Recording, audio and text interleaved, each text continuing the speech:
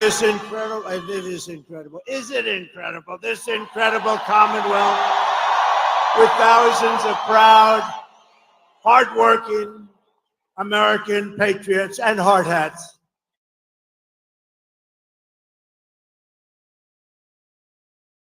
People have no idea how smart they are. These are great people, let me tell you. I love them. I'd like to begin by asking a very, very simple and easy to understand question. Are you better off now than you were 4 years ago? Does anybody disagree? It's dangerous stuff. But over the past 4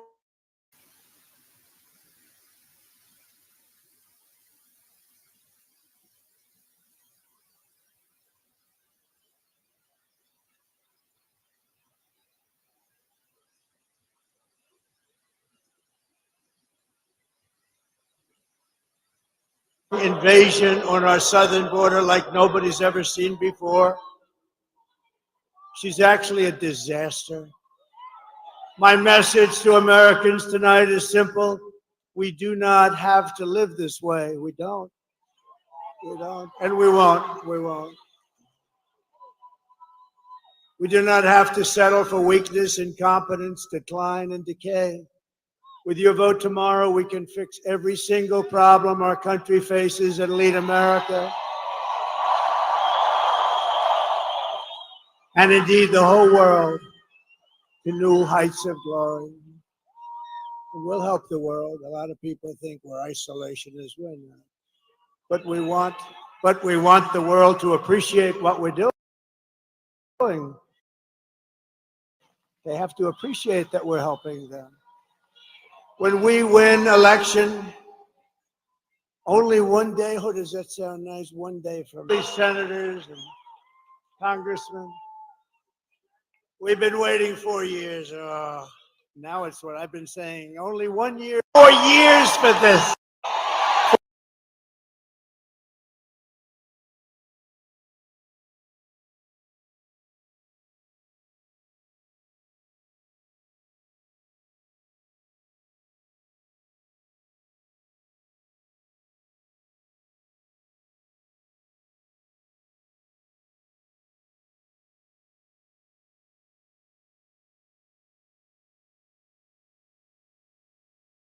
You know, we totally rebuilt our military, but now it needs a little strengthening after giving a big chunk of it to Afghanistan. Figure that out. Figure that one out. I will restore peace in the world, and I will rescue the American dream. Together, we will begin the 4 greatest years in the history of our country, and we will launch the most extraordinary economic boom the world has ever seen, and we'll do it by utilizing the assets that we have. If you vote for Kamala, you will have 4 more years of misery, failure, and disaster.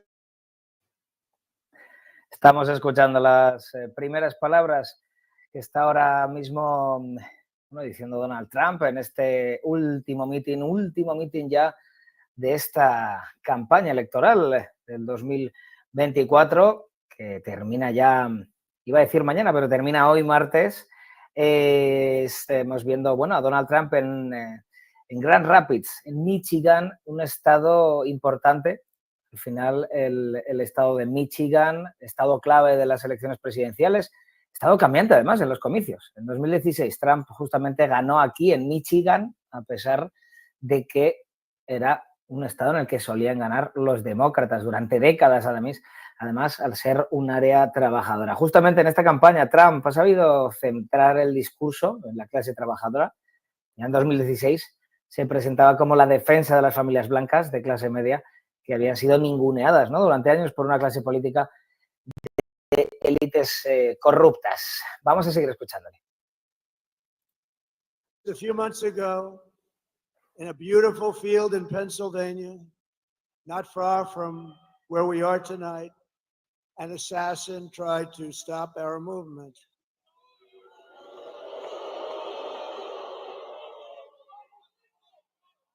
And this is the greatest political movement by far in the history of our country.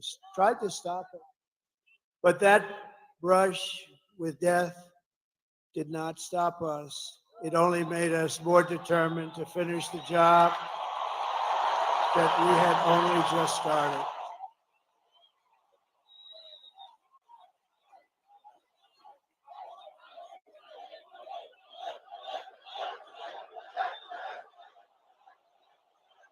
Thank you. Thank you. Thank you very much. This is a frisky group.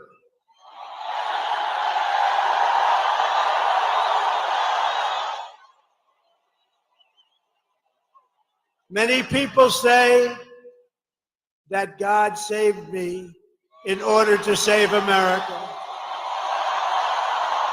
Many people are saying that. And with your help, we will fulfill that extraordinary mission together. We're going to save our country. But many people have said that. To every citizen across this land, I am asking for the honor of your vote. I don't want your money. I don't want anything. I just want your vote. We are on the 5-yard line. I would actually say we're on the 1-yard line, if you want to really know. And some of the, oh, that's a lot of fake news back there. Look at that. You know, for a person that they hate, they sure do show up, right? Man. That's a big group of people. Some are actually good and some are just absolutely terrible. All right, thank you for being here. It shows that ratings are more important than hatred. I've always said that. As your president, I will fight for you every single day with every breath in my body. I will fight.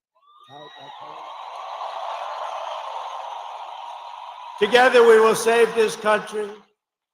We will defeat the corrupt system in Washington, and America's future will be an absolutely incredible one. That's what it is. But we got to start immediately. It can't wait any longer. It's not going to be possible. This is all you really need to know. It's simple, not particularly beautiful as a statement, but very simple. It's Kamala broke it. I will fix it.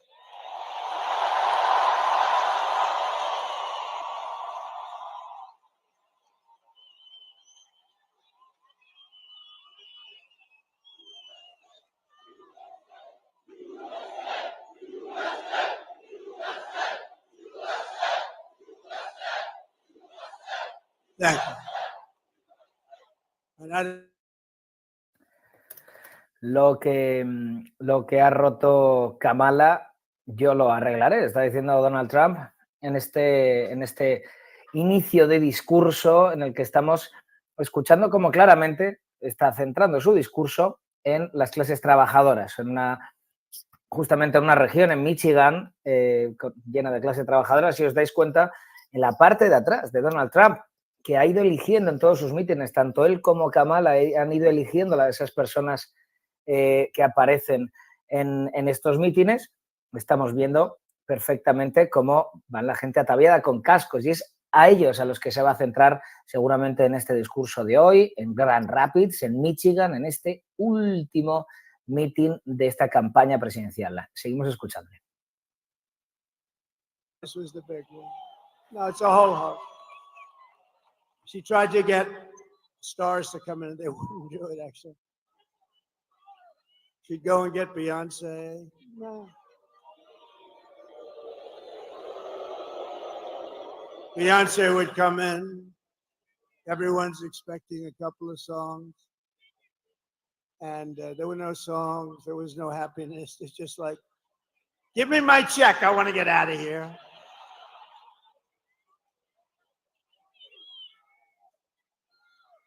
But you always put the star. She should have learned this from Crooked Hillary. Always put the star after you. That way the people stay. Finish your speech. Let the star, and even if she doesn't sing, they booed like hell, but the press didn't play that. They booed both of them the hell out of the stadium. But you know what? Even though the act was terrible, it's like by that time you're out of the building, like Elvis had left the building. Elvis has left the building. Now it's terrible. They obviously forgot to get a star tonight, but we don't need a star. We don't need stars. I never had a star. No.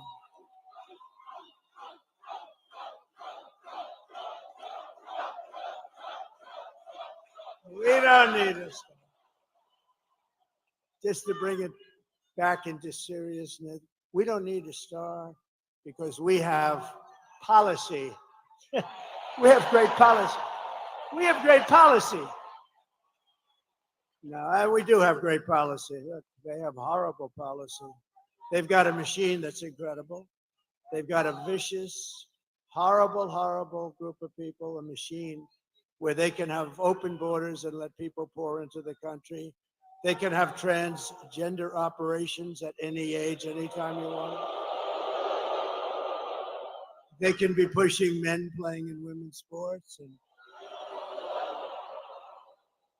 And because she's just a vessel, and Joe Biden was just a vessel, it's a group of very powerful people that are probably people that hate our country and they want to destroy our country. Somebody said, are they dumb? Well, who would have these? It's embarrassing when I say, we will keep men out of women's sports. I'm saying, can you imagine saying that 10 years ago? They'd say, this guy's cracked up. This guy's crazy. Who the hell's going to have men playing? Did you see the Olympic boxing where two people who transitioned, they transitioned from men to women and just a light jab. That was the end of that one. You know, a jab, for those that don't know, but that's just like sort of like a defensive punch. And the young lady who was a champion walked back to the court. She was from Italy, beautiful young lady, which I'm not allowed to say. You can't say beautiful, so I'll take beautiful. But she was a beautiful young.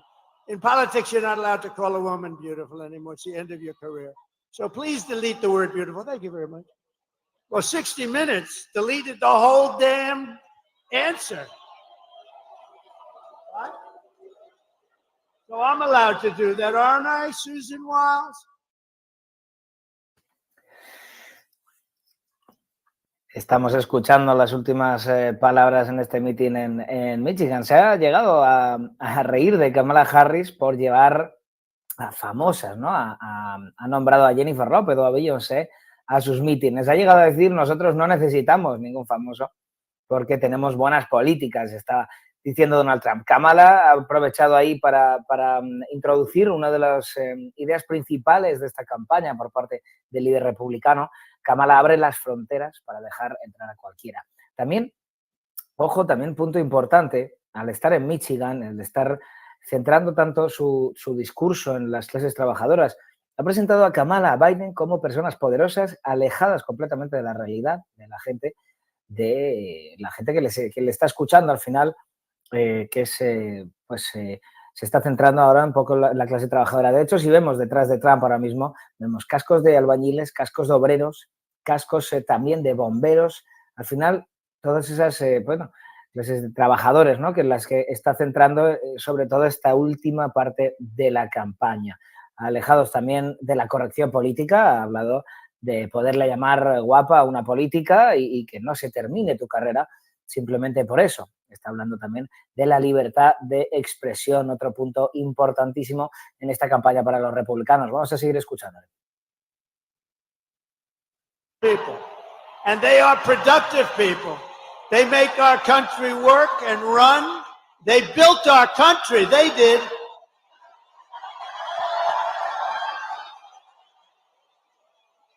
And then you had stupid politicians that let them down.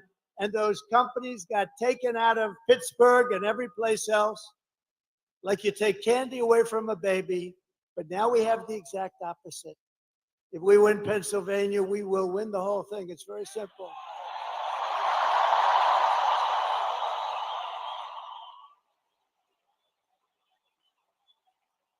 And I do believe it is, I say you have to make, I do believe it is too big to rig. I think it's too big to rig. They'll try. And they are trying, you know, though.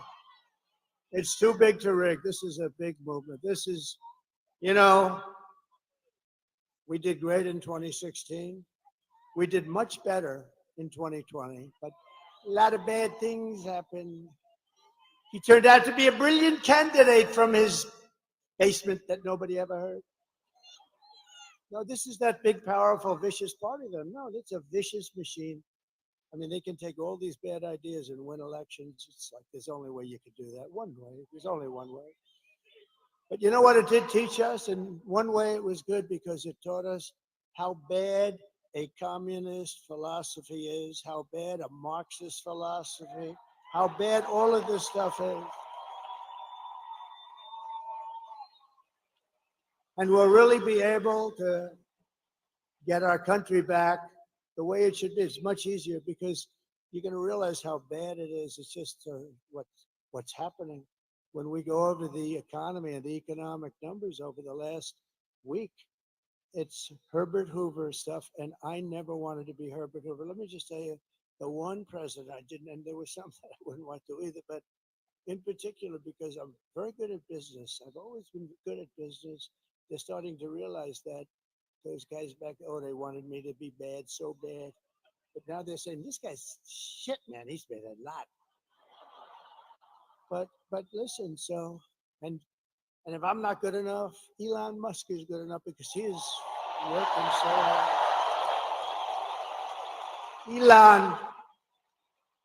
Elon with that rocket. Think of that rocket 2 weeks ago coming down and those engines are blasting. And I said, man, a few days ago it left. It was a beautiful crystal white. Now it's all like fire blazing. They know about that. Like it went through a steel furnace, by the way, but that's what it did. 10,000 degrees coming down at like 20,000 miles an hour. So think of it, a car's going 90, you're going, this is like 20,000 miles coming down, 22-story building. And it stops, starts flipping around, starts finding this crazy site in the middle of wherever it was. And I told this story, I hope I don't bore you with it, but I had this guy on the phone. I told it at another rally, and I don't want to bore. Did anybody hear this story? Should I tell it again? It's quick. I hate to tell it again. I hate to double up, but this is so I'm talking to this guy, one of the most important people in the nation, in his mind, only in his mind. And because I was president, and they say most likely like about a 96.2% chance. But we can't, look, we can't remember, if you remember 2016, I was given a 3% chance of winning. And then I won Florida and it went to, think of it. So she was at 97 and I was at 3. Then she was at, I won Florida, she went down to 92. Lo hicimos bien en 2016, ha dicho Trump hace unos minutos, defendiendo su labor, ¿no?, durante su mandato como presidente de Estados Unidos, en contraposición también a las políticas cercanas al comunismo. Así ha definido al gobierno actual, al gobierno demócrata de Joe Biden y de Kamala Harris como vicepresidenta. También ha hablado ahora de Elon Musk, ha vuelto a salir en uno de sus discursos, el CEO de Tesla, el CEO también de SpaceX, ¿no? Estaba elogiándole Trump a Elon Musk por su reciente éxito en el lanzamiento de su anterior cohete, pero también los ojos puestos en la nave Dragon de SpaceX, que está programada para lanzarse justamente la madrugada del 5 de noviembre. Así que también elogiando a Elon Musk, un personaje público que ha incorporado desde hace unos años al final a su alrededor político, ¿no? Y sobre todo del que ha prometido que podría llegar a ser, o que le podría ofrecer ser parte de la Secretaría del Tesoro, ser el propio secretario del Tesoro de Estados Unidos. También tendría que aceptar el empresario. Seguimos escuchándole. But you gotta do this. You gotta just forget those people because they don't tell the truth, okay? No. Well, actually, I didn't even correct him because it's actually better. Let everyone think it's going to be tight as hell. But whether it is or not doesn't matter.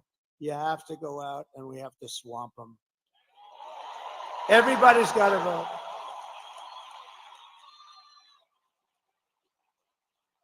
So over the past 4 years, Kamala has orchestrated the most egregious betrayal that any leader in American history has ever inflicted upon its people.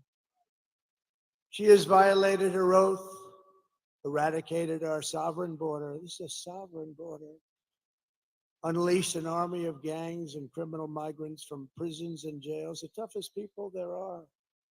And I was here with a great group just the other night. I was in Penn State territory, and we had a packed room. We had a packed, not room, it was a stadium, the place.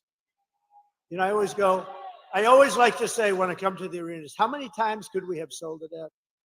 If you look at where we were in Wisconsin, Milwaukee, we had a brand new, gorgeous big arena. We could have sold it out 10 times. I'm telling you, we could have sold out Madison Square Garden 5 or 6 times. 5 or 6. And I always view it that way. But we had situations where, and we put up videos of the vicious crimes. I don't put them up anymore. You know why? Because the fake news refuses to put them on. And I have friends call me, they love to watch the rallies. They can't get enough of them, and they're going, President, it's so terrible. You're speaking, and then you put up a video on a screen right behind you, and the fake news refuses to, all they have to do, they don't put it on television. They have the thing on every one of the stations, and, you know, there's one that does it, which is good, but people think they do. Nobody can figure that one out, I'm sure. They don't treat me good, but that's okay. But listen, they can't move the television. They can't move. All they have to do is take that camera and go like this, 1 inch over, 1 inch up, and you'd be able to see the screens, but you can't see them. So I don't really bother with it anymore. It's a terrible thing, We have to get them to straighten out, because I think without a free and fair press, it's very hard to do what we want to do. It's a very hard thing. Very hard thing to do. But they're allowing people to come in from insane asylums and mental institutions from all around the world, from Venezuela to the Congo in Africa. They're stealing our jobs, and they're stealing countless American lives. They're killing a lot of people, much more than you're reading about. The day I take office, the migrant invasion ends and the restoration of our country begins.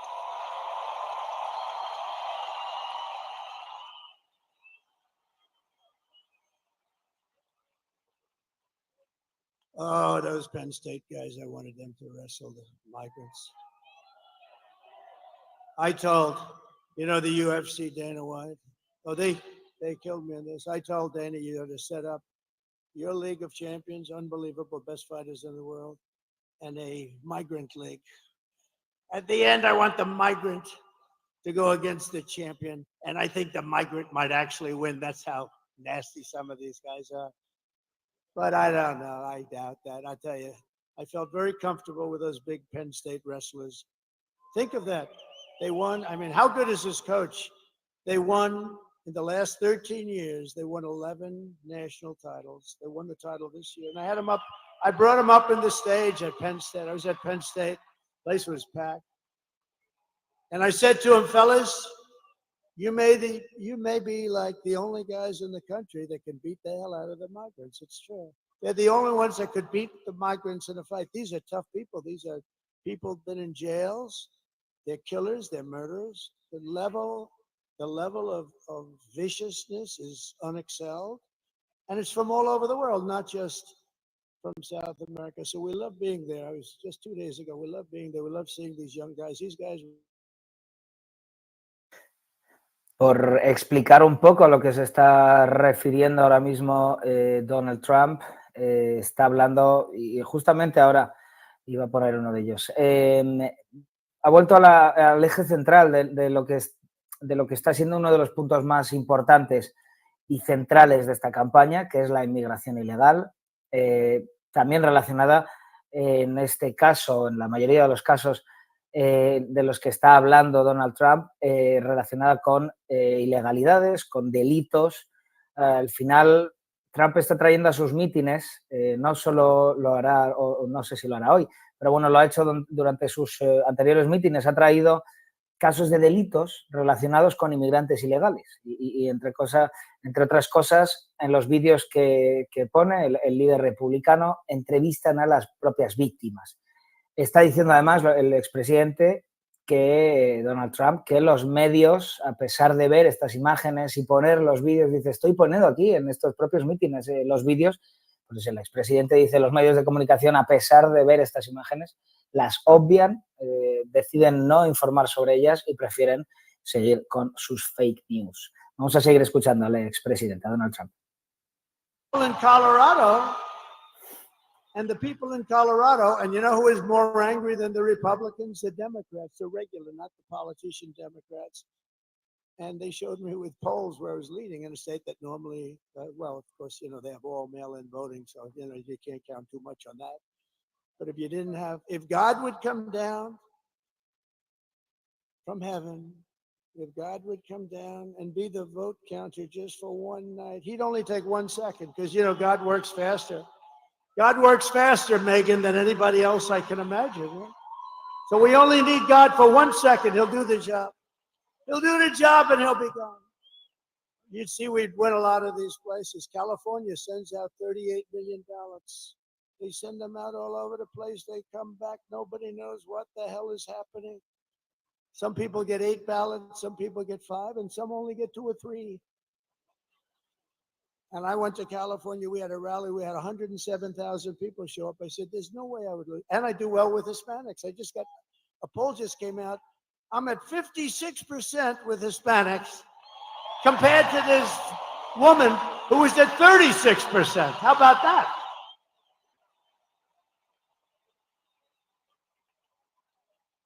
I think the Green Party got more than she did.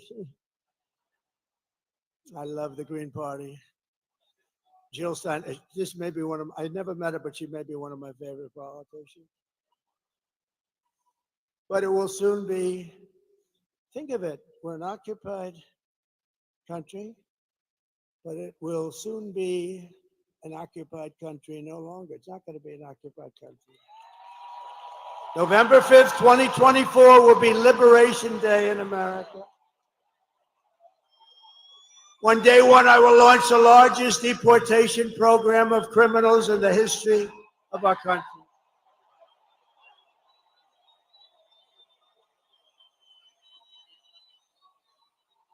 And I don't want to do that. I'm not looking to do that. I think it's terrible to do, but we have no choice. These are murderers.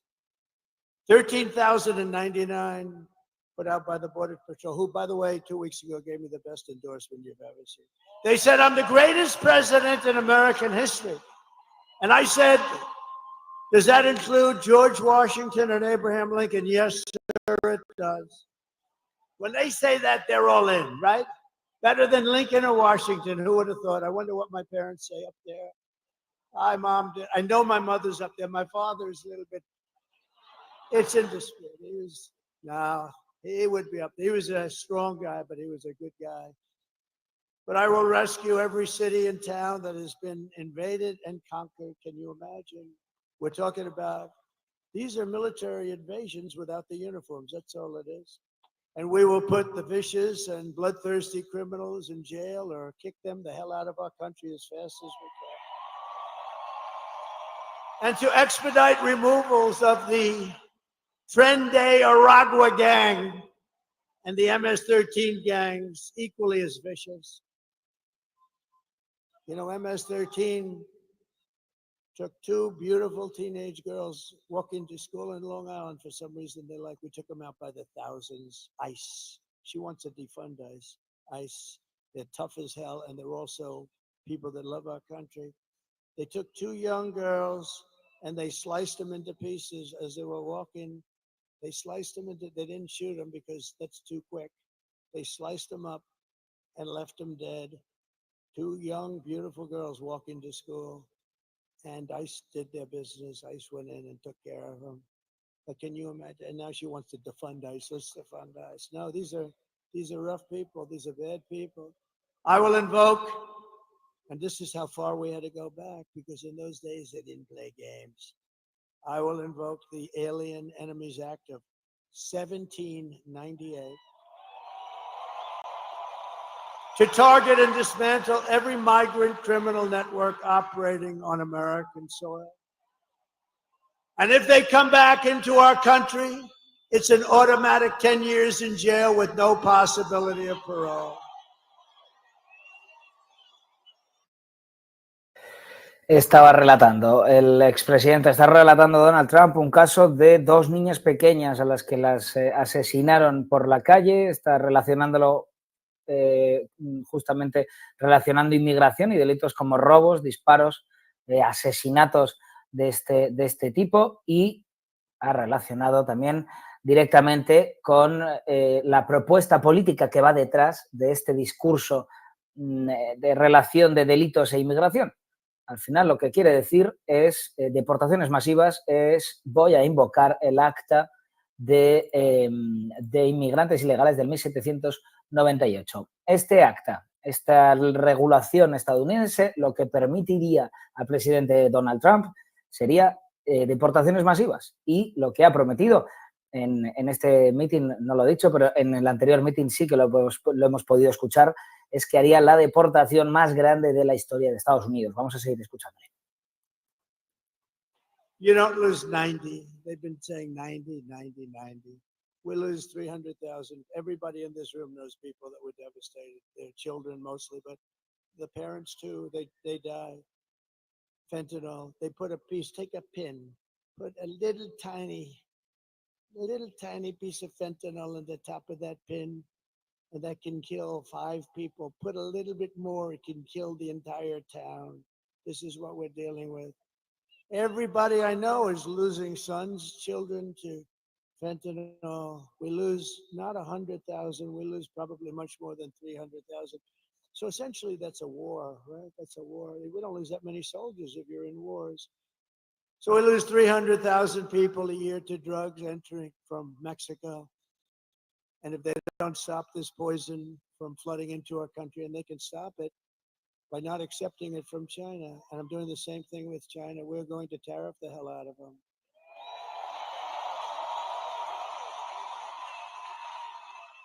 And Mexico, you know, people are surprised to hear this. Mexico is our largest trading partner. And if we put even a small tariff on like 10, 15%, you're talking about tens of billions of dollars, and they're not going to want to have that long. And they're strong. They can stop it if they want. They can do it if they want. They'll probably have to make a deal with the cartels, because the cartels totally run Mexico, totally. It's terrible things are happening in Mexico. But we're going to put a tariff on Mexico if they don't immediately stop sending that horrible stuff into this country. And likewise, we're doing it with China. If China doesn't stop, I had a deal with President Xi. He was going to give the death penalty because in China, they give the death penalty.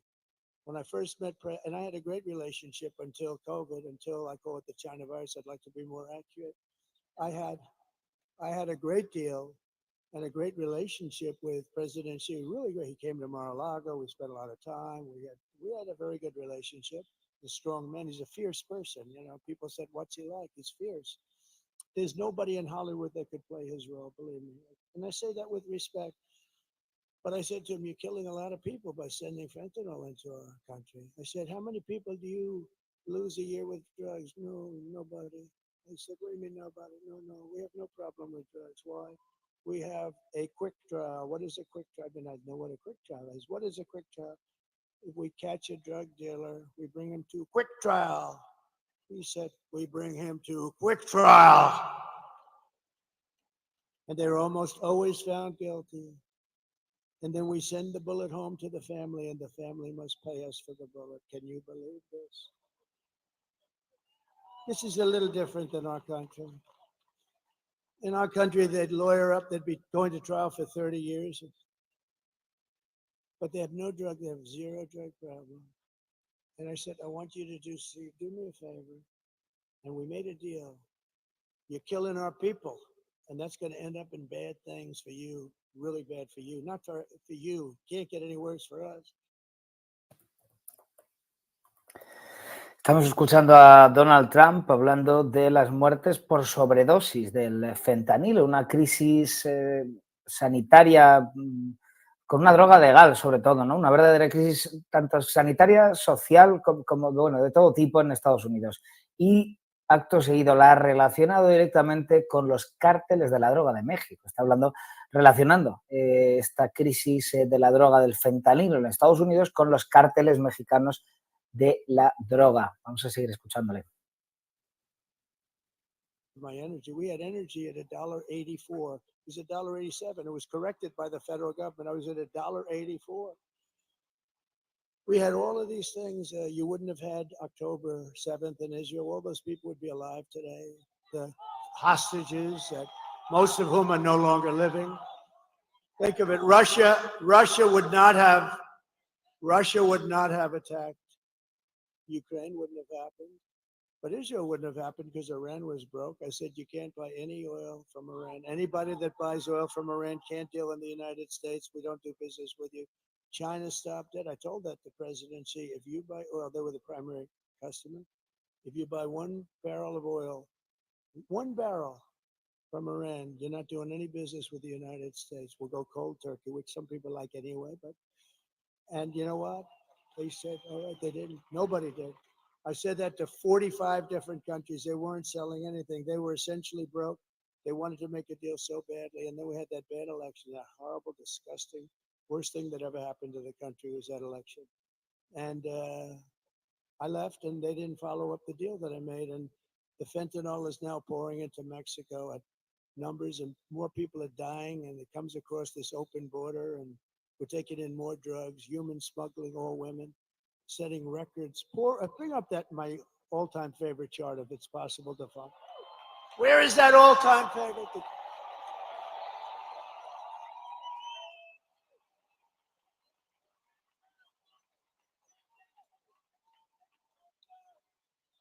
So the red arrow on the bottom, that's the lowest. It's done by the Border Patrol, not by me.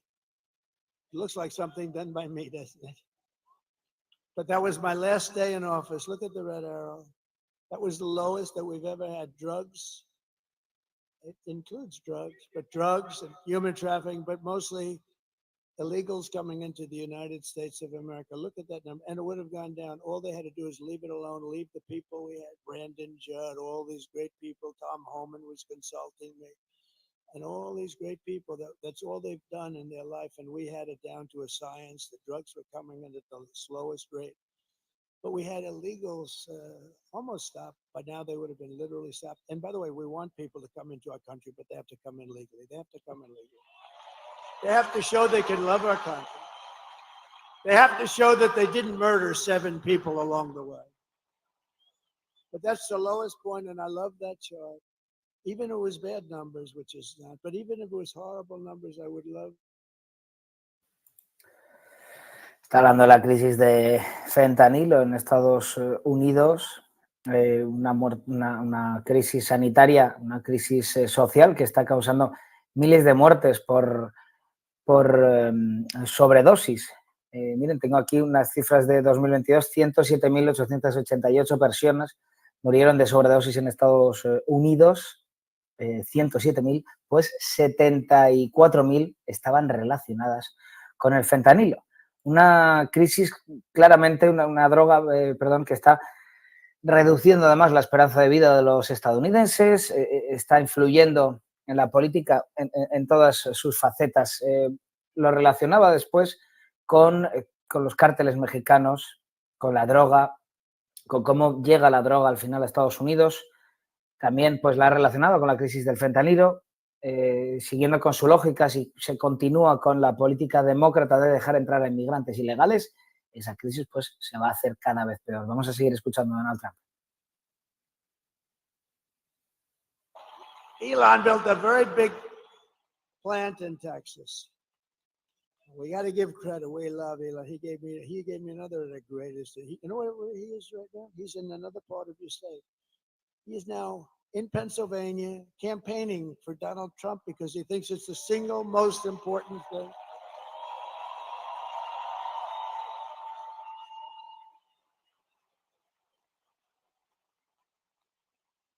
And you know, he said something to me that was interesting, because nobody knows computers. That rocket I was telling you about, the way it laid down, he said it's all computers operating the engines. The engines are the easy part. He said the computers, it's tremendous computerization, the way it just shifted it over, so beautiful.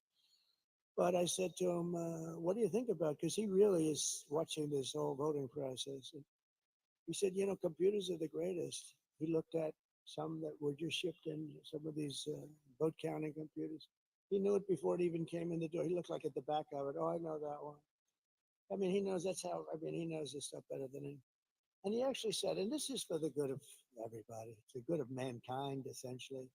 If you look at France, if you look at all these, they had their mail-in voting. They all gave it up. Nobody does like we do. And Gavin Newsom, look at Gavin Newsom. So now not only is voter ID no good, if you're an official and you ask somebody for voter ID, I'd like to see your voter ID, you have committed a criminal act. You believe it? The mere asking, he just signed the bill. That's right, Megan, isn't it? The mere asking, this guy just signed the bill, and an official says, I'd like to see your voter ID. He's guilty of a crime.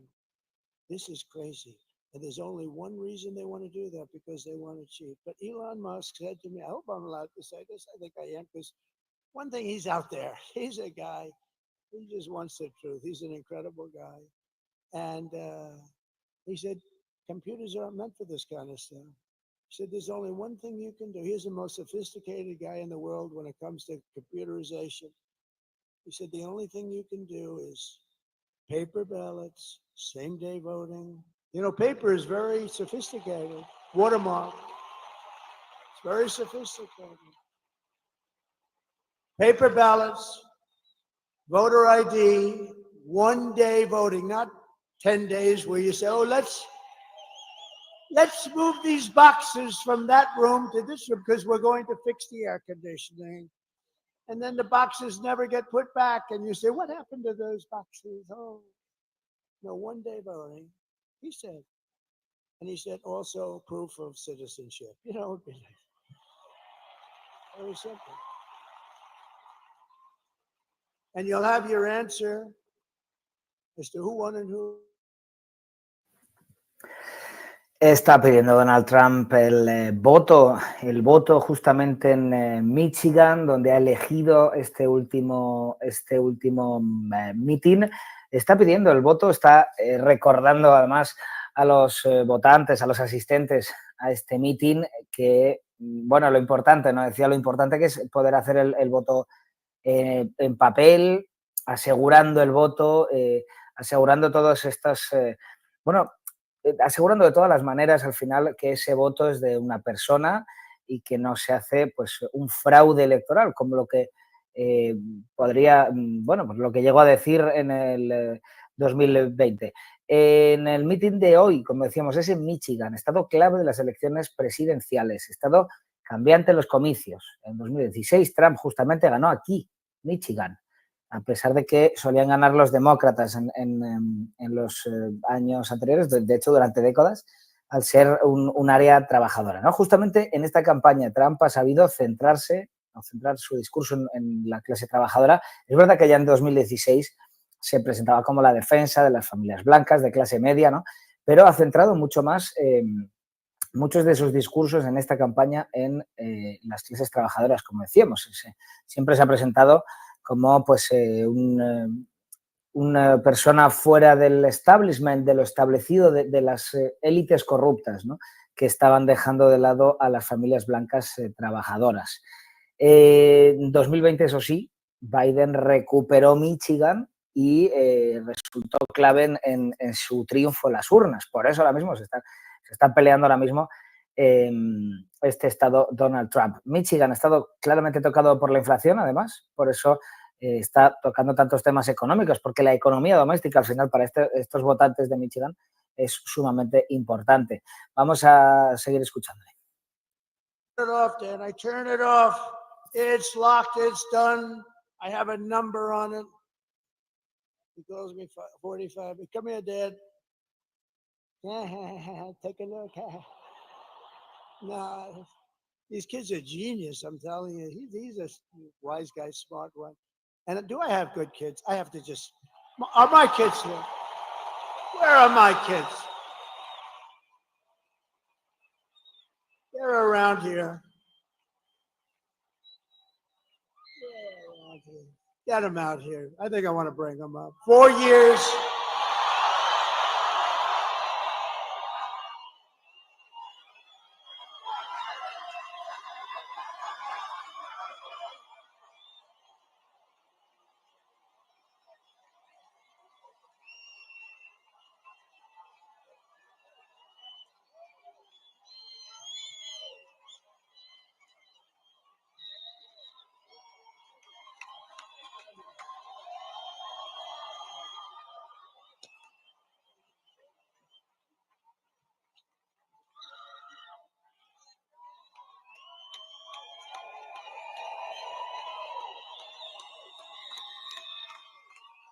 Because they've been with us, and Barron's home, and he's watching this. He's watching. He's a little young. He's watching. They love Barron, huh? We love Barron. And Ivanka's great. She watches. She loves this whole thing. She loves it. She loves you. She loves it. She loves the whole thing. But I just thought, it's sad because we've been doing this for 9 years. We've had hundreds of rallies, hundreds. Actually, numbers that are not even conceivable. I've heard 800, 900, I don't know, but we don't even count them. And they're all like this. They're all these magnificent rallies. And this is the last one I'm going to have here. And I have one left, the whole thing. And remember, the rallies are the most exciting thing. There'll never be rallies like this. You're going to have some leading candidate come in 4 years. And honestly, if they're successful, they'll have 300 or 400 people in a ballroom someplace. This is never going to happen again. It happens every single time. And it's never happened in the world. There's never been. This is a movement that's never happened. And it's going to be a movement that's going to save our country. It's going to be a movement that's going to save. But it's sad in terms of we'll never have this, but we'll have other get-togethers. And in a way, all what we're doing, all these years of work, and, we started off with that very bad situation 4 years ago, and it was so it was so sickening to wait 4 years. And if I didn't do so well, I did so much better the second time than the first. I wouldn't have done this if I took in less votes. We took in close to 12 million more votes. I mean, Barack Hussein Obama, he didn't do that. He got far less votes the second time, and he won. And he's a major divider. I watched him the other night. I mean, he's a very divisive guy. I've always said that. He is a very divisive guy. And his wife, I've always been so nice. Ooh, she was hitting me. She was hitting me, Michelle. She was. Estamos viendo ahora mismo cómo ha subido Donald Trump en este mitin bueno, algunos de sus hijos, no todos, también ha subido a J.D. Vance, el candidato a vicepresidente. Estamos viéndole ahí a la derecha, en la parte derecha del plano, es el que tiene barba, J.D. Vance, muchos le conoceréis evidentemente, el que es, el que se presenta a vicepresidente, el número 2 de Donald Trump. Vamos a seguir escuchándole. Got more regulations. We developed an open space force through the Congress, and I think that's going to go down. First time in 82 years that last one was the Air Force. We did that. You think of all the different things that we did. We're respected all over the world. China respected us. Everybody respected us. There was no laughing at your leader. They came up with all these hoaxes, Adam Schiff and all this scum that we have in this country. They're scum. And they knew it was a hoax. And they tried to put this guy who didn't know anything about Russia, they tried to put him in jail, Adam Schiff, conceived of the story. Think of it. Adam Shifty Schiff, one of the truly unattractive people.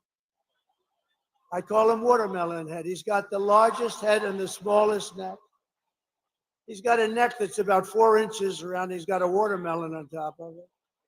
But he's not a stupid person, but he's an evil kind of person. And he's likely going to be a senator, unfortunately. But I mean, this scum is going to be a senator. So their movement carries on, but our movement carries on too. As long as ours carries on. No, he's got the smallest neck I've ever seen. Do you think he can play football for the Pittsburgh Steelers? I don't think so. One shot, and there goes the whole thing would fall apart. One little shot. One tiny tap like that, boom, falls off. No, but bad. But think of how bad this is. I don't want to put him on the spot, but this kid went through hell on a story that they knew was made up. Russia hoax. And I saw Schiff come out of an intelligence meeting or something. He's not supposed to even do this, but he goes out in his press and he says, Donald Trump Jr. will go to jail for what he's done with Russia. Right? And I said, whoa. I said, what's this all about? So I call him up. I said, Don, what's going on? I said, Dad, I don't know anything about Russia. He didn't do anything. He went before grand juries. He went before what they did to this guy was, and you know what? I think he became tougher because of it. Maybe too tough. I think he's too tough, Sarah.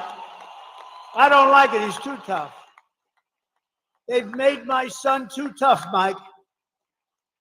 But he's a great guy and he's a good person. And they put him through hell. But think of it. What person, and Hillary was in there, they spied on my campaign. It's now proven. Spied on my campaign. The Russia thing with Mueller. You saw Mueller's performance in Congress, right? He didn't know anything. We were totally exonerated. But for 2 years, this guy went through hell. He went through hell. He had nothing to do with Russia. He didn't know anything about it. They went through millions of phone calls. They didn't find one phone call to Russia. It was a hoax. But think about how bad you have to be. We're going to put the son of the President of the United States in prison for what he's done with Russia. And he knows it was a hoax because he conceived of the hoax along with Crooked Hillary and the rest of them. And Obama, in my opinion. No, but think of it. He conceived of a hoax, and he wants my son to go to prison. That is human scum, I'm sorry. And he'll probably go on to be a senator, And that's okay, because we have blocked them. Everything we've done, we've won against, but they are bad people. You know, if they put that genius toward making our country great, boy, would we have fun. We would have fun together. But I don't know if they're capable of doing that. It'd be great if we could bring everybody together. The time we came together is just previous to COVID. We had the most successful country ever in history. We were doubling up in China. They were paying us billions of dollars. No other president took in anything. And you know what was happening? Everybody had jobs. African American, Asian American, everybody. Asian, the Hispanics. Look at me with Hispanics. Hispanics, they remember that period 4 years, 5 years ago. But everybody was successful.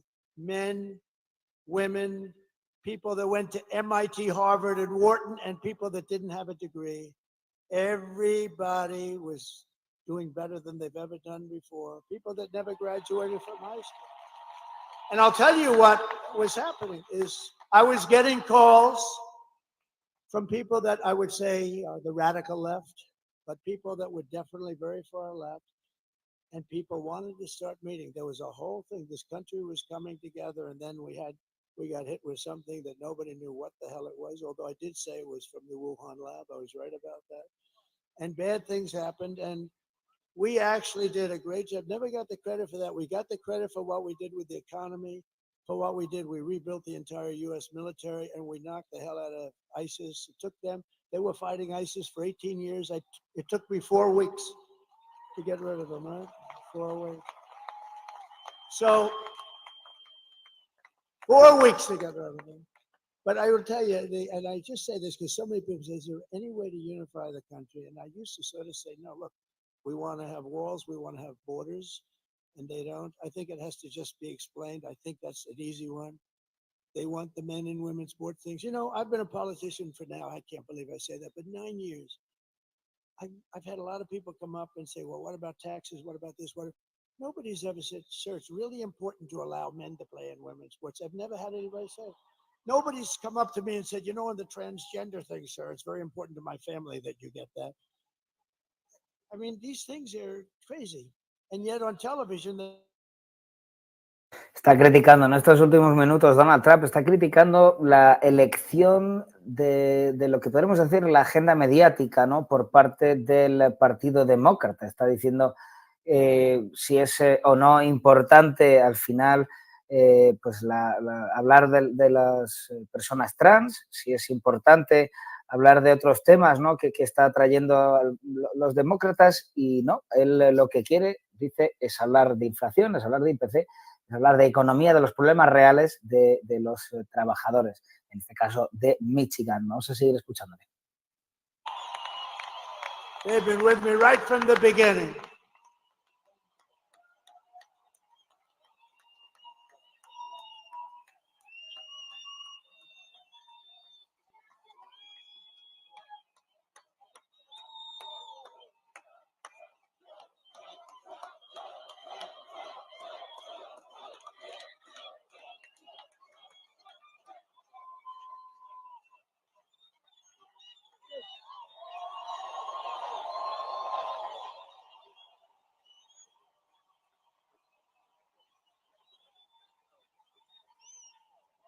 And I thought I should do that because we go to Michigan tonight and we do one final. We've done. Estamos escuchando a Donald Trump en este. Hoy ha tenido dos mítines importantes porque son al final los dos últimos de la campaña. El primero ha sido en en Pittsburgh, en Pensilvania. El que estamos asistiendo ahora mismo en directo, es Grand Rapids, en Michigan. Ambos dos estados clave, de hecho, se han cruzado justamente tanto Kamala como Trump han asistido a Pensilvania y a Michigan, ambos dos. Importante, este es el último meeting de Donald Trump, no es el último meeting como tal de la campaña, porque también, bueno, podremos ver el día de... Bueno, hemos podido también asistir, ya han sido, hemos podido asistir también a los del vicepresidente J.D. Vance, al que se va a presentar a las elecciones como vicepresidente. J.D. Vance ha estado en Georgia, en Atlanta, la ciudad de Atlanta. También, también ha estado su equipo en Newton Square y también ha vuelto a estar J.D. Vance, el número 2 de Trump, en Newton, también en Pensilvania. Y le acabamos de ver hace unos segundos ahí con Donald Trump. Vamos a seguir escuchándole. Vote, Susie, right? If they vote, it's over. And they know it. They know it. They know it. They've already pulled out of a couple of states, states like, the word is they pulled out of North Carolina. They cut all their ads. They're using the money someplace else. I even heard they ran out of money. They don't have any money with all the money they raise. And they get a lot of it from unions and this and that. Even though some of the guys were telling me, the steel workers, they say the steel workers are with you, just the top guys aren't. Because you know what? I don't even blame them. It's a habit. So many years, 50, 60, 70 years, they support the Democrats like a habit. But they're going to do a lot better with me. I want to tell you one quick story because it has to do with these people, because I want to save their jobs, whether it's auto workers or steel workers. So China,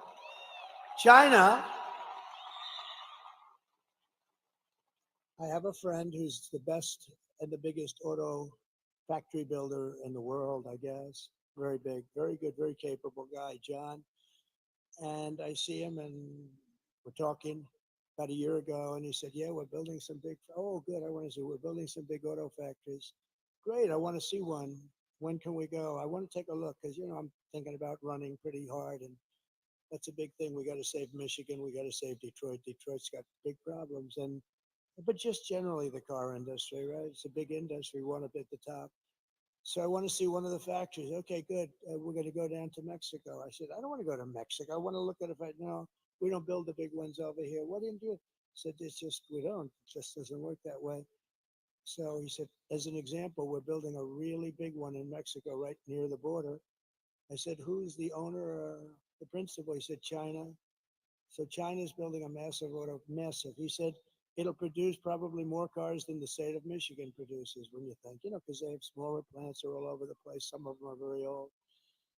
I said, that's bad. That's going to kill Michigan. It's going to kill Detroit. It's going to hurt South Carolina, Tennessee, and various other places that are involved. That's really bad. This is a big, they're going to build up more. And I thought about it, and about 2 months ago, I let it be known that I'm going to put tariffs on all the cars that they're going to be selling us into the United.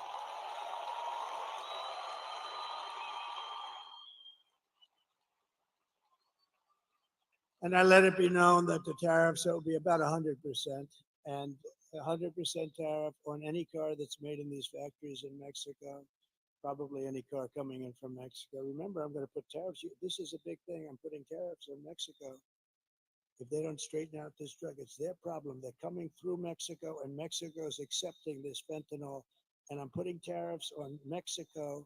Every damn thing that they sell into the United States is going to have like a 25% tariff until they stop drugs from coming in.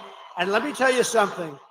Those drugs will stop so damn fast that your head will spin. Está volviendo a hablar de la crisis de los opiáceos, de la crisis de las drogas en Estados Unidos, pero ha venido de una relación que ha puesto el ejemplo de un amigo empresario, ha empezado contándolo así, con el que habla de una problemática, un gran empresario ha dicho, una problemática en sus fábricas. Está contando Donald Trump el problema que tiene al final, el problema que se está centrando es la guerra comercial con China.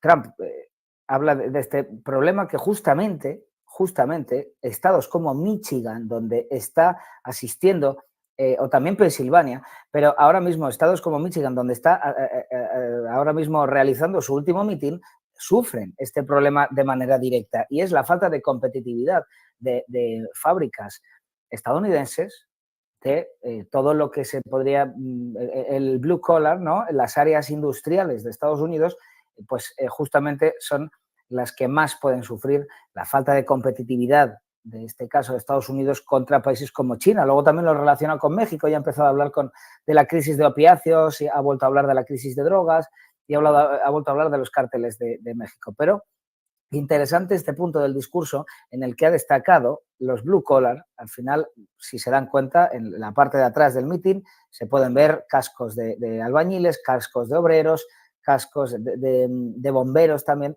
Pues al final está aludiendo todo el rato, haciendo un llamado, llamando al voto a todos esos trabajadores de estas zonas industriales como Michigan, que son al final las que más pueden sufrir una falta de competitividad frente a otras fábricas de países como China.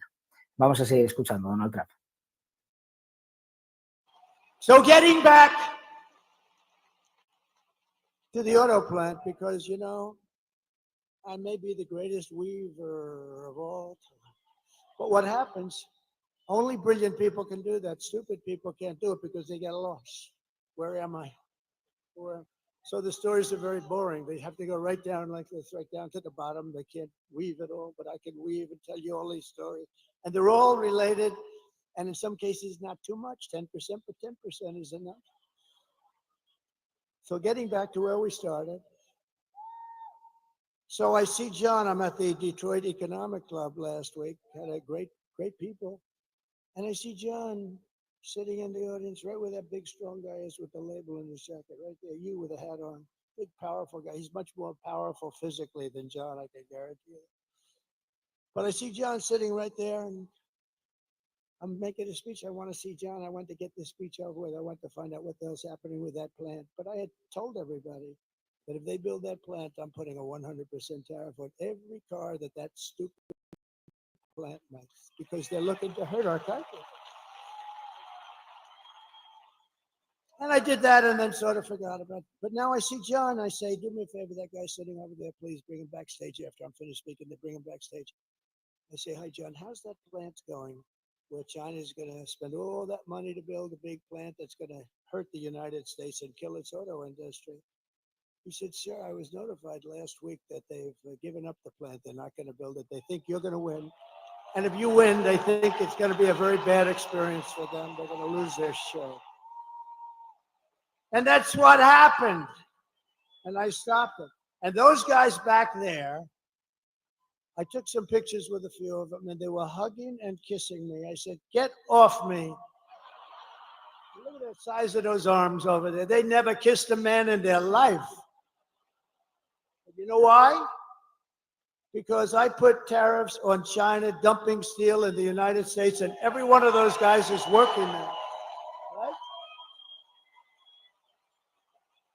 And they're all working now, and their steel plants are open. And I was just starting. So they like Trump. The rank and file loves Trump. The other guys are sort of like there's something strange going on. But I don't care. It doesn't matter. I don't want the other guys. I just want these guys. I'll tell you, the Teamsters supported Trump 62%, and they have a great leader. They have a great leader in the Teamsters, right, Steve? Sean O'Brien is a great leader, but he just took a neutral, and I think that's good. But he took a neutral position. But they took a vote with the Teamsters, and the Teamsters voted for us, and the firemen voted for us. I mean, everybody's voting for us. And I like union, I like non-union, I like everything. Depends where you are, but the unions have been amazing. But the steel unions, they were all going to go out of business. If I didn't put those tariffs on, there wouldn't be one steel plant in this country open, and that's a business, right? And that's a business we need. Look, I'm going to keep us out of World War III. We're not going to have World War III. But if we ever had, steel is a business you have to have. If we ever had a war, you need steel. War with China. Oh, do you think they'll keep selling us steel? I don't think so. We need more steel from China as we attack China. These people are crazy. So that's one of the reasons I like those guys. And it was a 50% tariff, and I would have lifted it higher, but they practically stopped. And all these steel mills are open today because of what I did. There wouldn't be a steel mill in the country. And these guys didn't have the guts. They would have never had the guts to do it. So 4 years of Kamala have delivered nothing but economic hell for the American workers and the auto workers, all workers. Her inflation disaster has made life unaffordable. and cost families over $30,000 and higher prices. We got to get the prices down, and we will. When we bring the energy way down, the prices are going to come down. It's very simple. It's not that complicated. When they took over energy and they made it like they're going to close up everything, the prices of energy went up, and that drives it. It's so big energy, it's so powerful. And we have more than any other country, but we don't use it. Just days ago, we had the worst jobs report in modern history with only 12,000 jobs that were created. We used to hear 250,000 jobs. It wasn't as good as we anticipated. 12,000 jobs. That's like Walmart. Think of it. Oh, Walmart deals in those numbers. This is a country. But listen to these numbers. 30,000 private sector jobs were killed in a single month. And most of the hiring is done by government jobs. So it's easy. You just tell the government to hire some more people to keep your numbers up. But they're not the jobs you want. You want the jobs like the people standing behind me.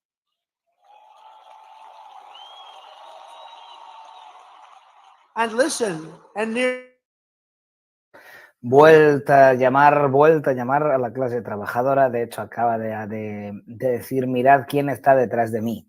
Está hablando de las personas que están detrás de él en el mitin, en este mitin en Michigan, donde está aludiendo claramente a la clase trabajadora, donde está haciendo un llamado a toda esa industria del metal, todo ese blue collar del que forma parte Michigan, ¿no? Es uno de los estados con esa industria tan necesitada en los últimos años. Al final está poniendo, bueno, ha comenzado poniendo el ejemplo de un amigo empresario con el que habla de esa problemática dentro de sus fábricas, y es la falta de competitividad con empresas, fábricas de países como China. Ha puesto el ejemplo de China, donde fabrican más coches, más máquinas que nosotros a un precio más barato y más competitivo, al fin y al cabo, en una economía globalizada, ¿no?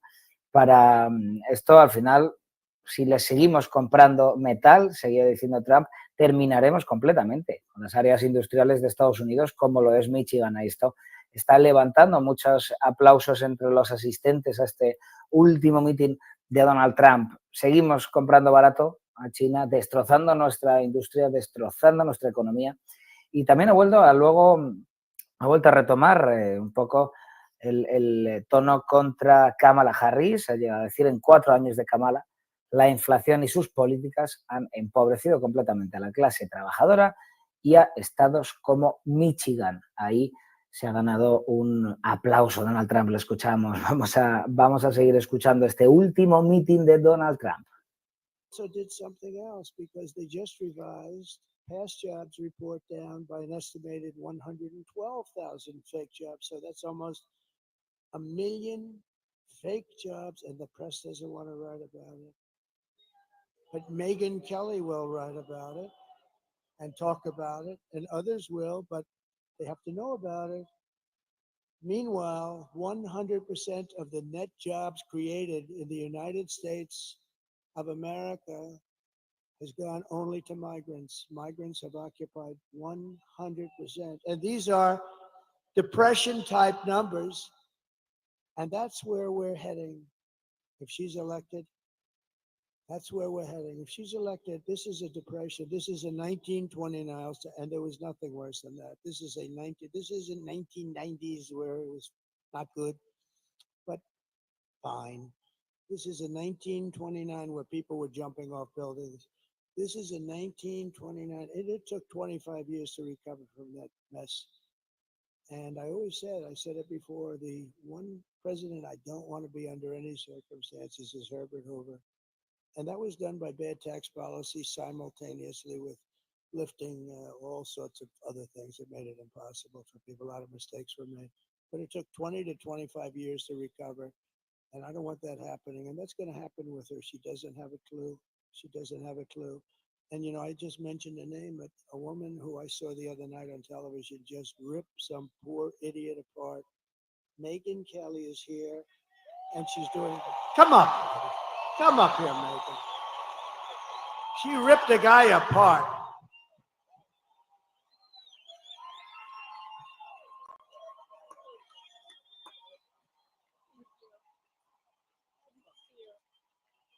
everybody.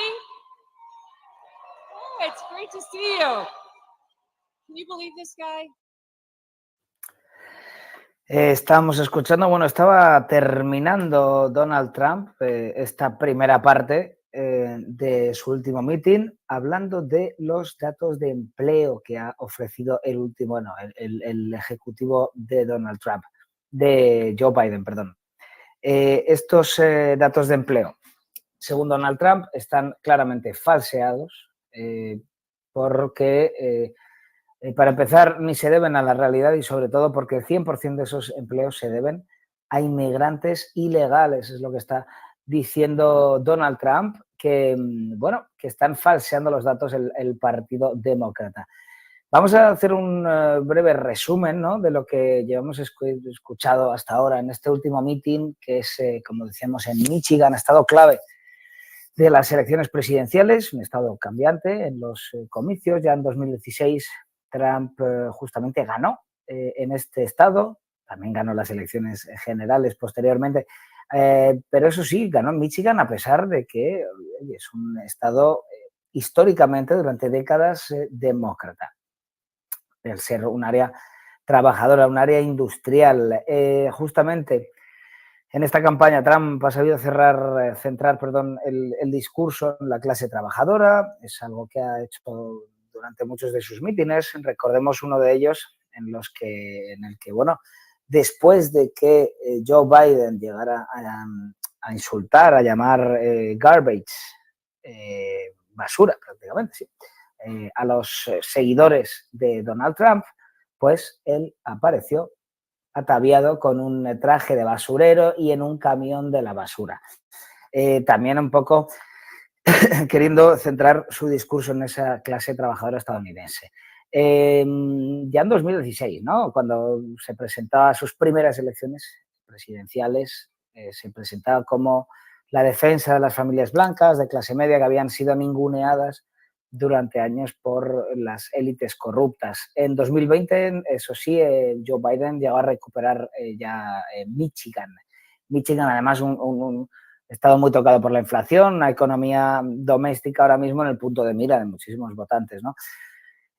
También, bueno, hoy ha sido, este es el último, este está siendo en Michigan, pero hemos asistido hoy también a su meeting, al penúltimo, en Pensilvania, donde también se ha cruzado ojo con Kamala Harris.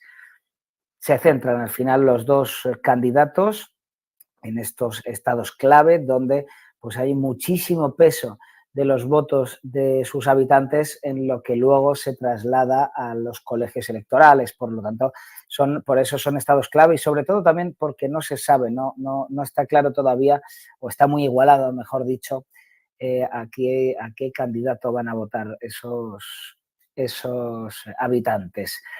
Último meeting, como decíamos, de Trump en Grand Rapids, en Michigan, ha comenzado justamente hablando a las clases trabajadoras. Si os dais cuenta, si se dan cuenta, los espectadores podrán ver detrás de Trump, o detrás de la mujer que está hablando ahora mismo, que es que justamente les está señalando ahora mismo, estamos viendo a trabajadores, estamos viendo a gente con, bueno, hay muchos colores de esos cascos, pero bueno, estamos viendo cascos de trabajadores, cascos de bomberos, se pueden ver por ahí.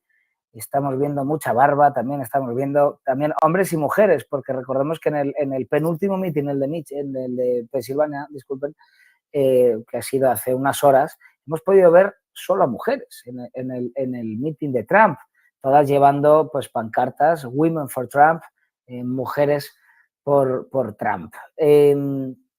Una de las primeras frases que ha llegado a decir es, dicen de mí, Trump ha dicho, dicen que Dios me salvó para salvar a Estados Unidos, hablando claramente del intento de asesinato en uno de sus mítines al principio de la campaña. El intento del asesinato, por no decir los intentos de asesinato, porque han sido frustrados otros cuantos, ¿no? Agradece a todos por venir desde el principio, les promete luchar por todos ellos, por los días de su vida. Vamos a escuchar a esta persona que está asistiendo también a este meeting y ahora seguimos con el resumen. You see that ad they did about Trump voters trying to encourage women to lie to their husbands so that they could vote for her instead of Trump? That's their version of what marriage looks like. An overbearing husband who bullies his wife into saying she voted one way as opposed to an honest, open relationship. Oh, wait, I'm talking about Kamala and Doug. Okay, sorry. Where was that story in the news? Where is that story? I don't remember a single media person, not one, who sat with him, asked him about the abuse allegations against him by a successful professional attorney who has great details, who has receipts, who has witnesses. No one even asked about it. I'm not into their version of toxic masculinity or new masculinity. I prefer the old version. Them, all of you, and I prefer a president who understands how to be strong and how to fight. I hope all of you do what I did last week. Vote Trump and get 10 friends to vote Trump too.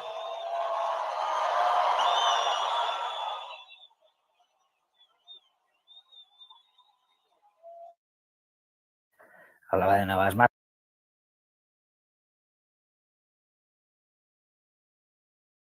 Asistente, bueno, está invitada al mitin de Trump. Estoy más de acuerdo con la antigua masculinidad. Vamos a seguir escuchando estas últimas palabras de Donald Trump.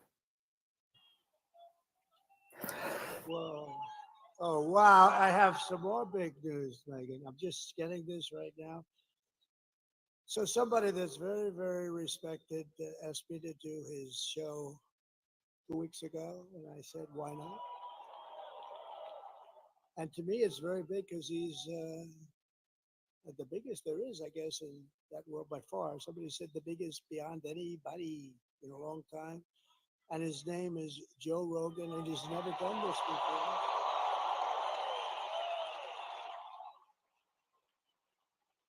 And it just came over the wires that Joe Rogan just endorsed me. Is that right? Thank you, Joe.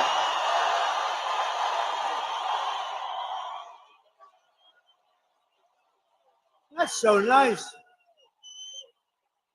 And he doesn't do that. He doesn't do that. So.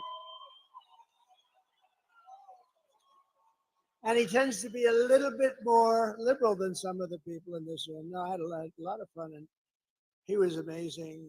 And it was a 3-hour interview. In fact, I was 2 hours late for a rally that we had. I had explained that a little bit, and it was cold out that night.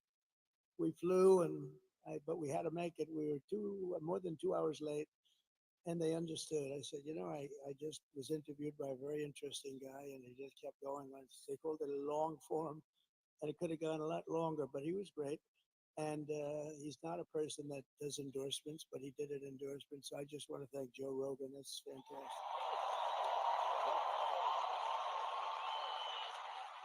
And Megan, thank you very much. That was something. That's really something. Also with us tonight is the man that I hope is going to be your next senator. He's a winner. He's tough. He's smart. He loves your state. He loves your Commonwealth, and he will take this Commonwealth to new heights. He's just a spectacular guy, Dave McCormick. And Dave, I think, stand up there. I think you, I looked at a poll before, and I think you're doing very well. He's against a survivor. The guy is a survivor. He's a lousy senator, doesn't do a thing. Do you think he's talking about fracking? That guy talks about fracking. He's not letting fracking get it disturbed in any way, shape. We'll double up the fracking and the jobs and everything else. She's totally against, but everything in his life he's done has been successful. He was tremendously successful in college. He was a really good athlete. He was a wrestler, but I think the Penn State guys probably could have taken him. What do you think, huh? What do you think? I think maybe, but you never know, right? You never really know. There could be an upset in the making. But he's been successful at everything. Went to Wall Street, became one of the most important people on Wall Street. And I just want to say that I hope you vote for him. He's going to be a great, great senator. The Commonwealth will be happy. You'll view it as a terrific vote. And think of it, it's going to be tomorrow. It's going to be tomorrow. We have another man who's a great senator from Tennessee. I love Tennessee. You know why I love them? For a lot of reasons, but we won by 31% last time. We didn't have to do this late night stuff with Pennsylvania, but I think Pennsylvania, I think we're gonna have a big number in Pennsylvania too. But I want to thank you, Senator. Bill Haggerty, please. Thank you, Senator. Good-looking senator too. There's something about that. And you have tremendous, we have so many celebrities here, it's incredible. But Bill, thank you very much. Good. Mike Pompeo, please stand up. Mike. You lost all that weight, you're so thin now.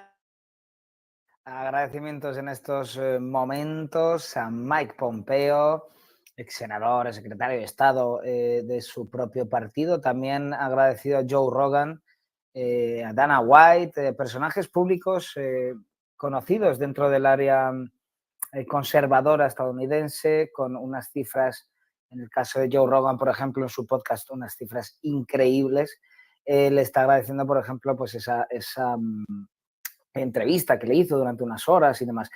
Importante también, ha hablado del fracking. En este caso no ha sido así, pero en el anterior meeting ha dado la vuelta a uno de esos eslóganes, que es win, win, win, fight, fight, fight, y ahí ha metido el fracking, frack.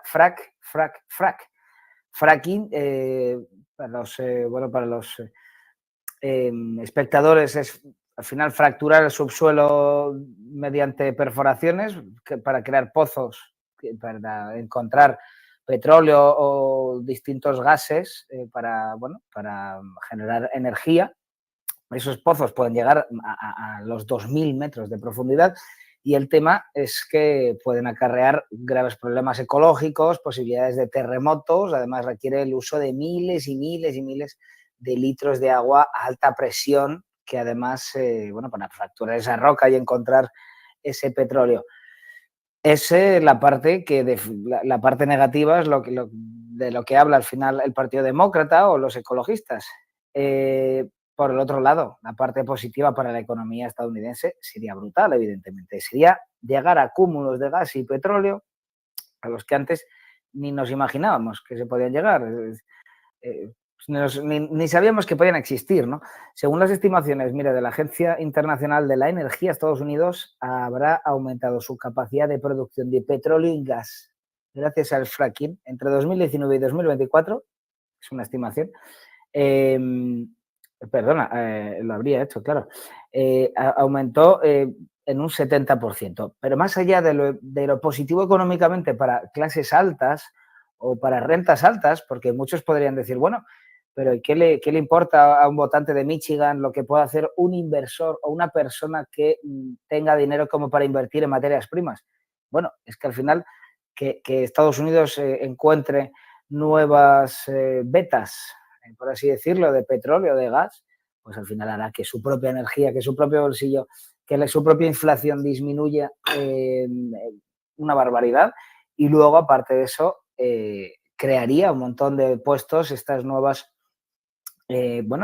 maquinarias, todo esto al final revitalizaría la industria estadounidense, y justamente ahora mismo está en Michigan, donde está dando su último mitin, este último mitin muy importante, y ha elegido el estado de Michigan, que además de ser un estado clave, es un estado pues claramente con una industria muy fuerte, y por eso ha estado hablando, se ha centrado más en proteccionismo de su industria, en aranceles contra China, en la falta de competitividad de las empresas o las fábricas estadounidenses frente a las chinas. Se está centrando mucho más en esto, en este último mitin, que también lo ha dicho, en el problema migratorio o la crisis migratoria que está viviendo Estados Unidos en este momento.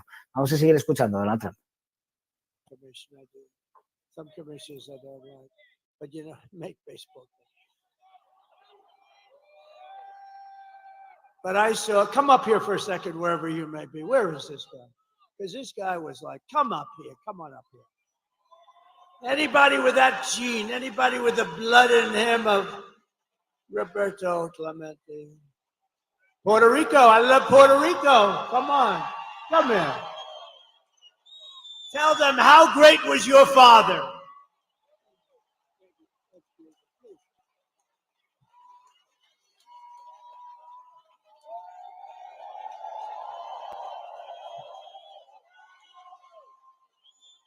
Hello, Pittsburgh. Well, one thing that I can say is that I'm very proud to be here. For the first time, I had to take a step forward. It is very important for me to support this man because I believe tomorrow is a change of time.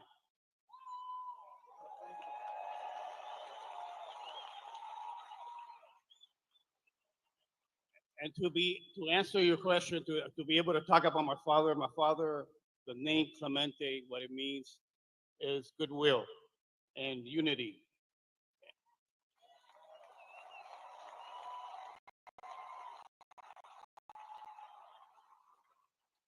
I believe that your team is going to bring it all home. I believe in everything that you stand for right now, being able to make the change for our families. My 3 kids that are very young and we live here in Pennsylvania.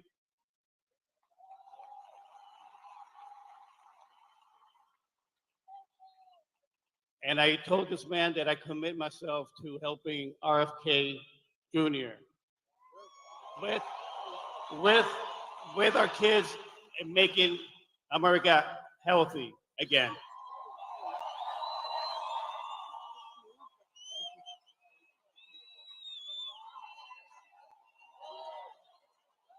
Wow. Well, Bobby's going to. Apelación de nuevo, la sanidad estadounidense, Make America Wealth Again. Recordemos que en estos últimos mítines, en un ejercicio de renovación de eslóganes, podríamos decir, ¿no? Ha estado, pues, renovando ese mítico eslogan de Make America Great Again, hagamos Estados Unidos grande de nuevo, pues al final ha ido incorporándole nuevas palabras, hagámosla más eficiente, más competitiva, hagamos Estados Unidos más sana, más affordable, más que se pueda pagar, ¿no? Que se pueda hacer frente económicamente. Ha sido, así ha renovado un poco ese ese eslogan que ya le llevó en su momento a la Casa Blanca. Vamos a seguir escuchando, Donald Trump. He's so into women's health. He's really unbelievable. It's such a passion. But I said, Bobby, I want you to do it, but leave the liquid gold to me. Don't trample that. Don't trample on our liquid gold because we have more than any other country in the world by far. Don't trample on that, Bobby. Let me just close your eyes. Let me just make our country rich as hell. So I got to keep him away from that. That could be a problem, but I got to keep him away from that. So that's so exciting with Megan and Joe. That's so exciting. I mean, we have so many great endorsements. It's just really amazing.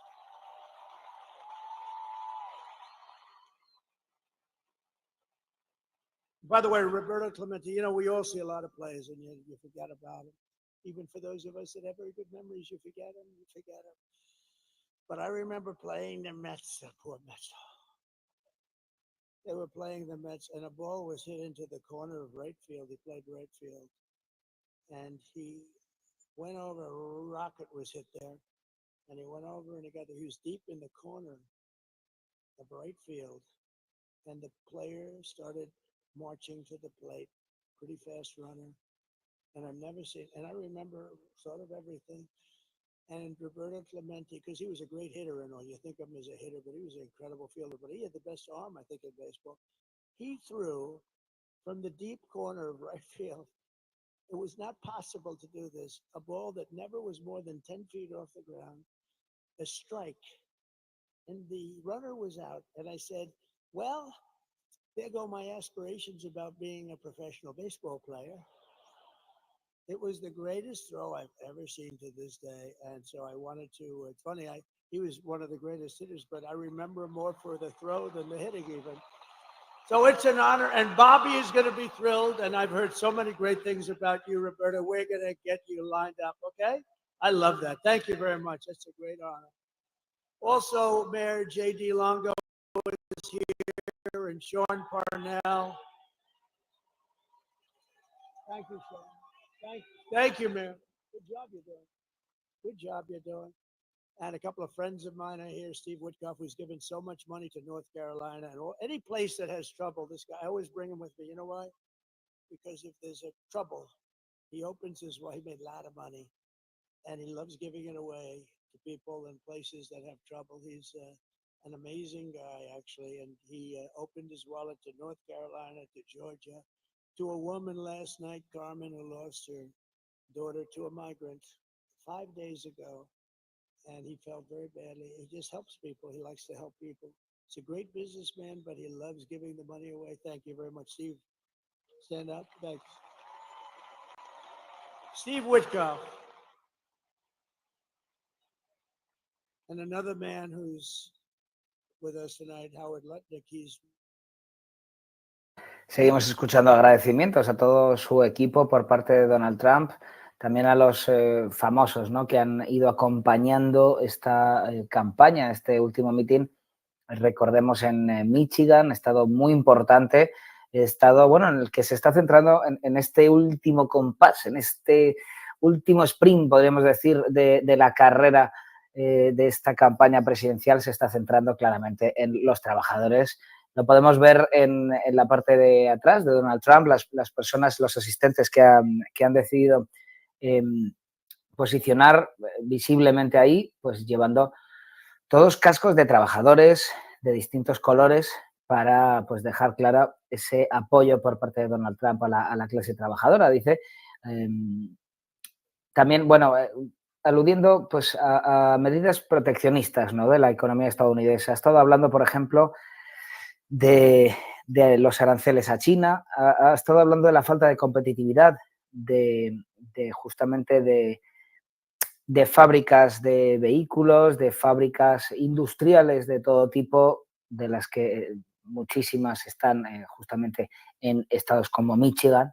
En este caso, pues bueno, por eso se está centrando ahora mismo en la defensa de esos trabajadores, ¿no? Estaba hablando antes del ejemplo de China, de cómo la falta de competitividad de empresas estadounidenses pueden lastrar completamente la economía del país y estar perdiendo posiciones, ¿no?, en el orden mundial frente a países como el gigante asiático, como China. Ha hablado también, agradecido antes a Elon Musk, que vuelve a salir en uno de sus discursos. Recordemos que le ofreció, bueno, de una manera pública, no llevándole en una de sus listas, pero sí que ofreció la posibilidad o la idea de que llegara a quedarse Musk con la Secretaría del Tesoro, o al menos que pudiera hacer una limpieza de la burocracia estadounidense, ¿no?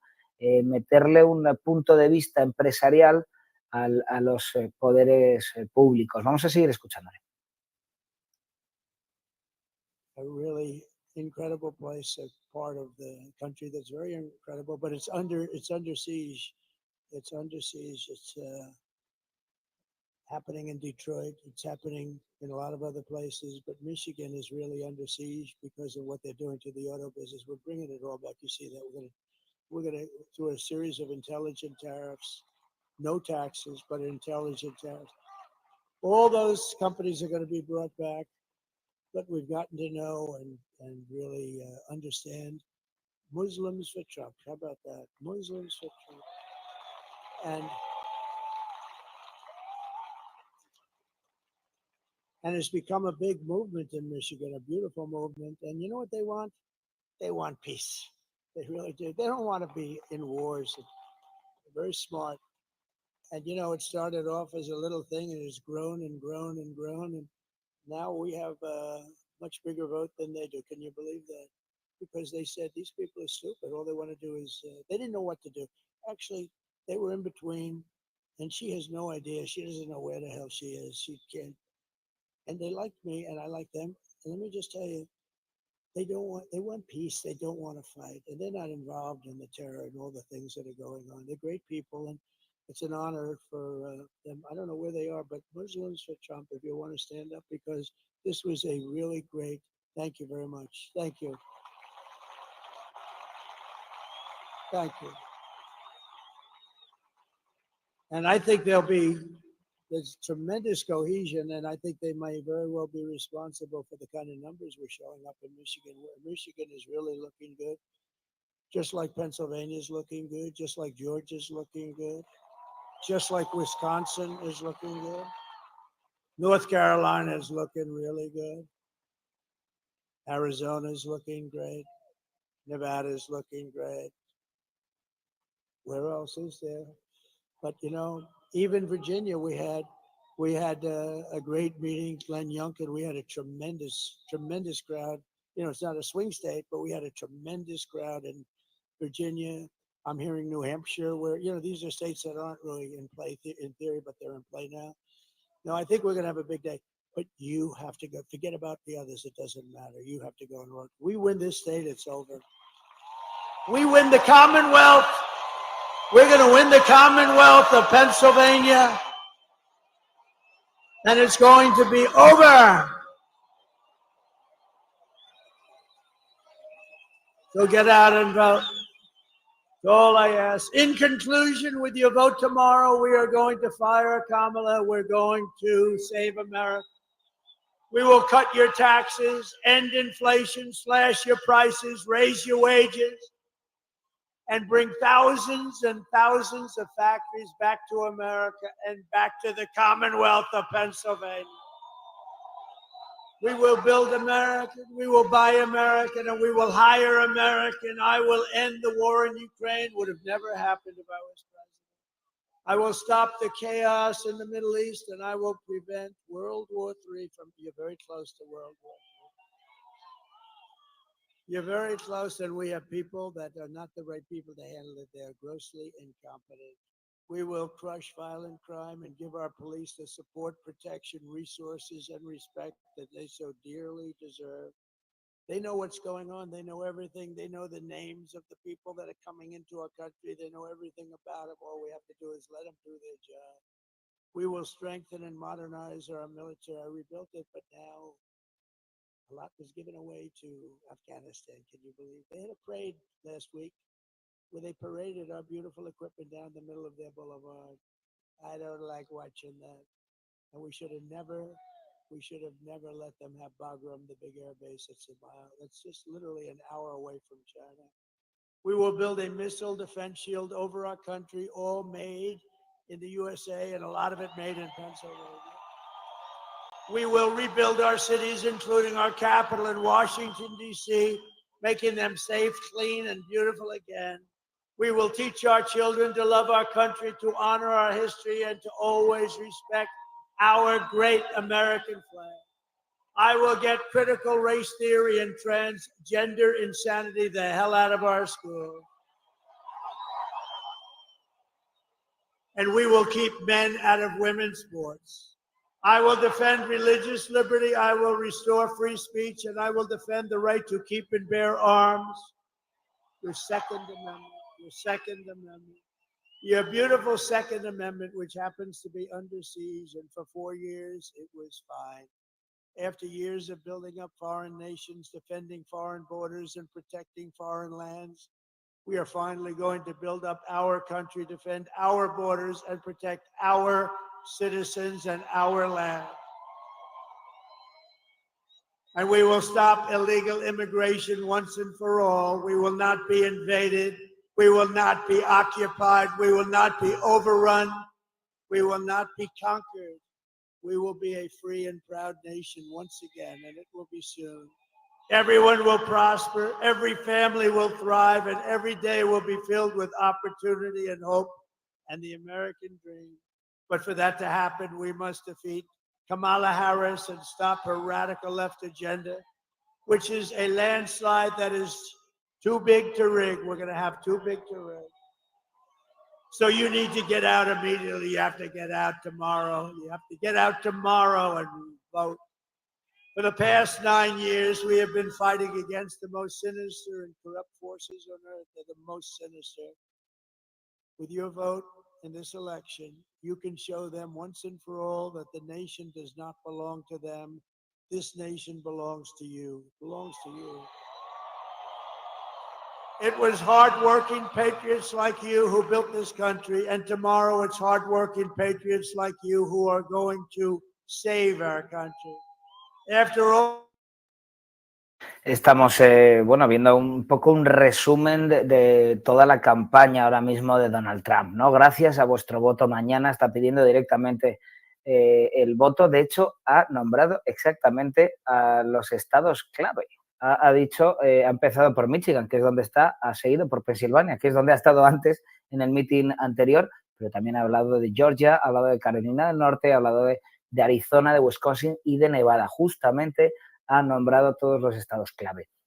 Ha hecho un resumen ahora mismo, frase por frase, y los las voy a leer directamente. Detendré la guerra de Ucrania, que no debería haber empezado. Terminaré con el caos en Oriente Próximo, dice Donald Trump. Enseñaremos a nuestros hijos a no criticar, sino a amar a nuestro país y a nuestra bandera. Restauraré la libertad de expresión y el derecho a llevar armas. Defenderemos nuestras fronteras, frenaremos la inmigración ilegal, no seremos conquistados, volveremos al sueño americano. Ha seguido Trump, ahora le vamos a escuchar, frenando la agenda de la izquierda radical. Por eso mañana tenéis que ir a votar. Esta nación nos pertenece a trabajadores patriotas como vosotros. Vamos a seguir escuchándole. make America healthy again. We will make America strong again. We will make America proud again. We will make America safe again. And we will make America great again.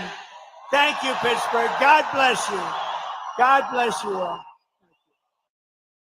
Y con estas palabras estamos, que acabamos de escuchar, con este rebranding, podríamos decir, con esta renovación de su clásico eslogan, Make America Great Again, hacerla grande de nuevo, pues ha vuelto a resumir un poco toda esta campaña. Ha hablado al final de frenar la inflación, ha pedido el voto a los estados clave, Pensilvania, Georgia, Carolina del Norte, Michigan, Arizona, Wisconsin y Nevada. Ha hablado también, ha prometido detener la guerra en Ucrania, que ha dicho no debería haber ni siquiera empezado. Ha hablado de terminar con el caos en Oriente Próximo. También ha vuelto a recobrar algunas cuestiones sociales importantes en Estados Unidos.